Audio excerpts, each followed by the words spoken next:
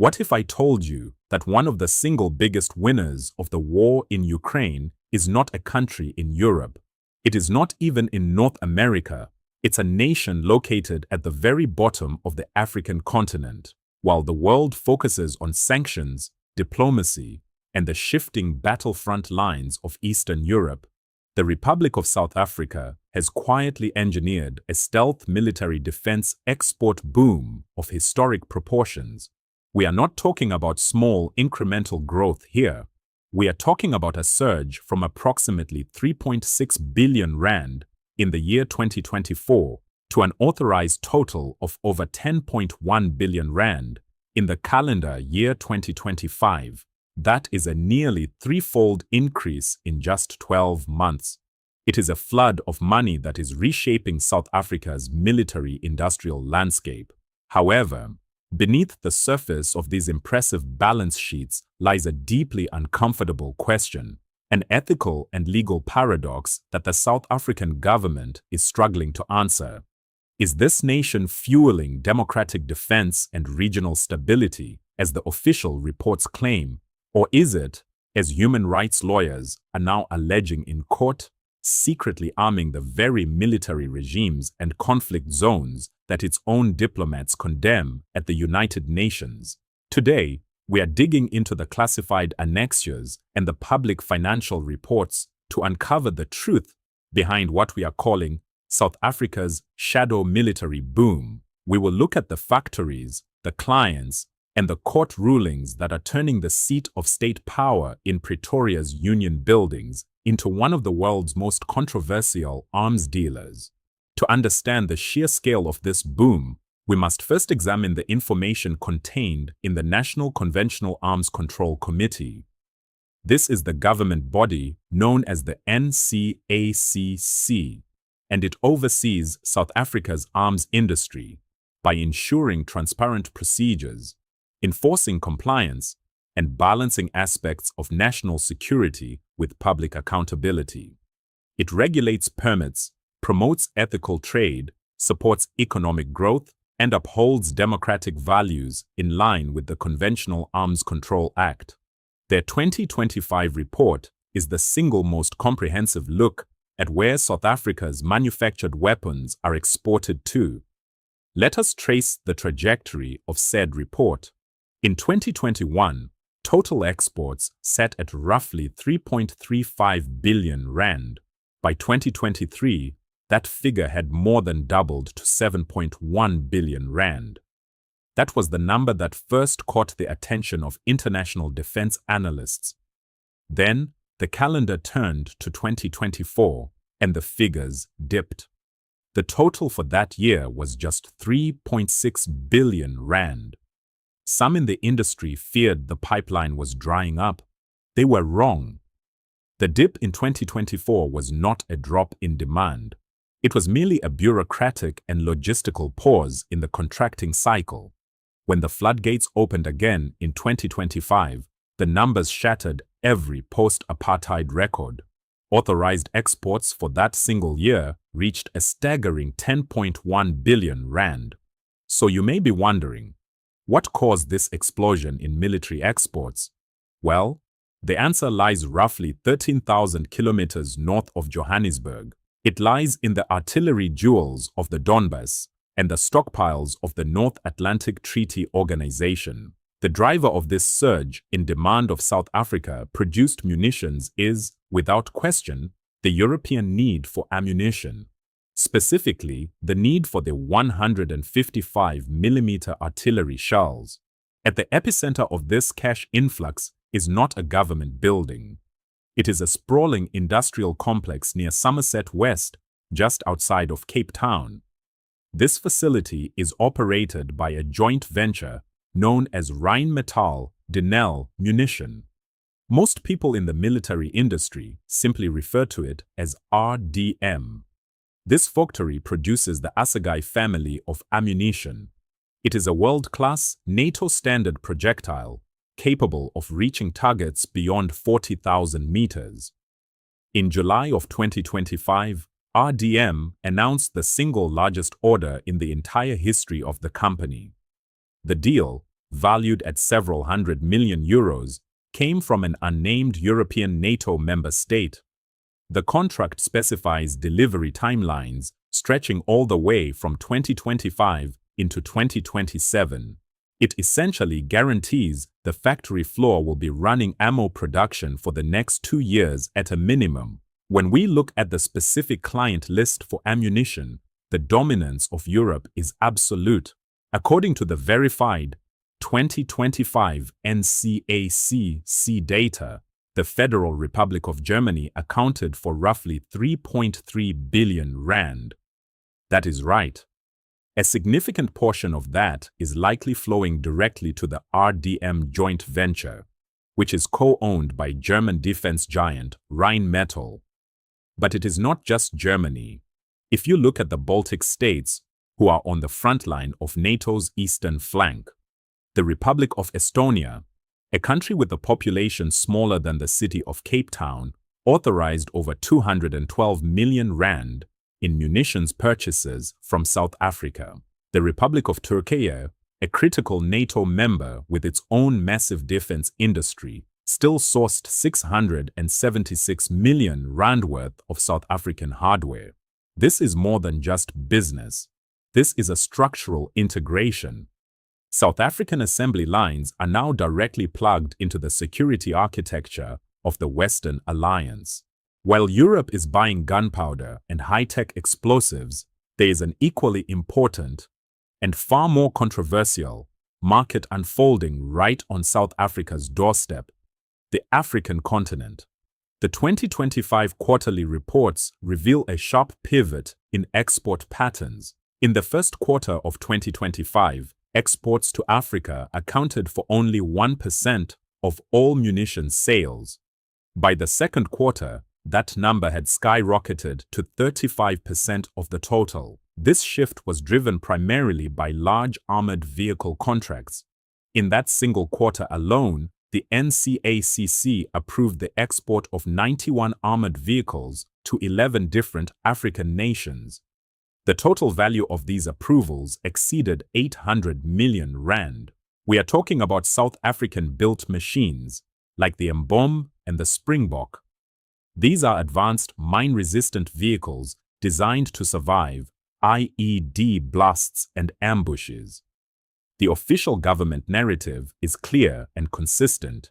They frame this as, quote, regional stability powered by South African hardware. However, this is precisely where the accusation of hypocrisy begins to bite. South Africa's own constitution and its enabling arms control legislation are explicit. The law prohibits the sale of weapons to countries where they might be used to violate human rights, or to governments that have seized power through a military coup.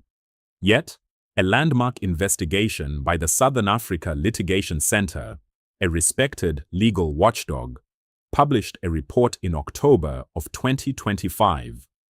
The title of the report was The Great Hypocrisy. The investigation revealed, using the government's own documents, that South Africa had authorized arms sales to countries currently under military rule. The list includes nations like Myanmar, Guinea, Burkina Faso, Mali, and Gabon. This is not just a moral failing, it is a legal liability. In July of 2024, the High Court in Johannesburg delivered a stinging rebuke to the South African government. The court ruled in favor of civil society and set aside permits for arms sales to Myanmar. The judges made it clear that the National Conventional Arms Control Committee is obligated under domestic law to suspend all permits to any nation that experiences a coup. During a subsequent parliamentary hearing, members of the Joint Standing Committee on Defense pressed the regulator on whether they could guarantee South African weapons were not ending up in the hands of Israeli forces in Gaza or Russian forces in Ukraine. The official response was a troubling admission. The regulator acknowledged that they do not send physical inspectors into active war zones. They rely almost exclusively on a paper trail known as an end-user certificate. This gap between the paperwork and the reality on the ground is the Achilles heel of South Africa's entire military export regime. If the ammunition and vehicle sector is about the muscle of warfare, the second pillar of this economic boom is all about the brains. South Africa has quietly but consistently remained a global powerhouse in a highly specialized field known as electronic warfare. This is not about loud explosions. This is about the silent, invisible war happening across the electromagnetic spectrum. We are talking about systems that can jam enemy radar, intercept communications, or protect aircraft from incoming heat-seeking missiles. The technical expertise for these systems is concentrated in a company called Saab Grintek Defence. It is the South African subsidiary of the Swedish defense and security giant Saab AB. The 2025 export data shows a significant appetite for this high-tech capability from emerging powers. The Republic of India, which is rapidly modernizing its military to counter threats from China and Pakistan, stands out as the premier client. In the second quarter of 2025 alone, India authorized a massive purchase of 452 million rand worth of South African electronic warfare and communications equipment. Industry analysts are virtually certain this contract was awarded to Saab Grintek, and the list does not stop with India. The data shows that the French Republic, despite being a major arms exporter itself, still imported 152 million rand worth of South African defense electronics.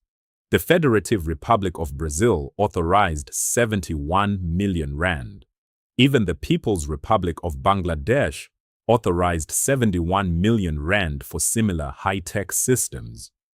It is a clear signal that when it comes to the invisible art of electronic defense, South African innovation remains a gold standard, with systems currently active and operational in more than 40 countries worldwide.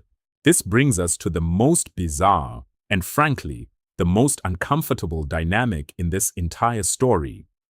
That is the inherent tension between South Africa's foreign policy rhetoric and its current military-industrial reality.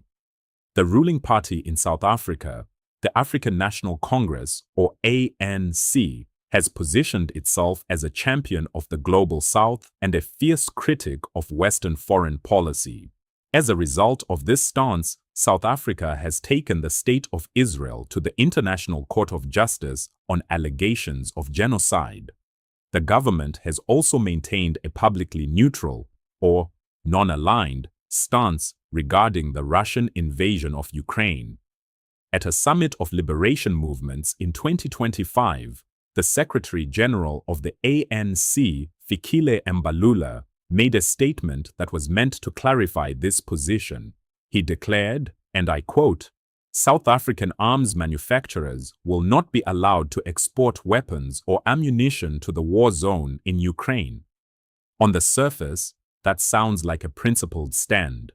But if we were to follow the money, we see that the government's own official NCACC data confirms that South Africa is exporting hundreds of millions of rounds of ammunition to Germany, Estonia, and other NATO member states. These countries are not stockpiling this ammunition for a parade. They are sending their existing stockpiles to Ukraine, and they are backfilling those empty warehouses with South African shells. Functionally and logistically, South Africa may be seen as fueling the war in Ukraine. It is simply doing so through a European intermediary. This allows Pretoria to maintain a perceived anti-imperialist political posture on the global stage while simultaneously collecting billions of rand from the NATO defense budget. It is a geopolitical tightrope walk of the highest order, and so far, the South African government has managed to stay on the wire. The question remains, for how long? So, where does this leave us? Is this 10.1 billion rand military-industrial stealth boom sustainable? From a purely commercial standpoint, the answer appears to be yes, at least for the next 2 to 3 years. The order books for Rheinmetall Denel Munition are full through 2027.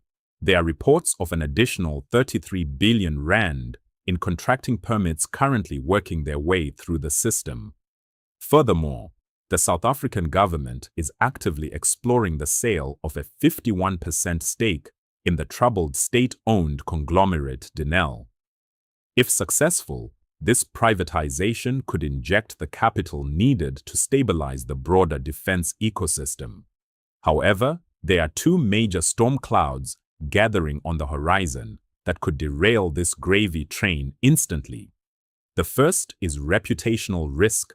The Great Hypocrisy report has stuck a label on South Africa that is very hard to remove.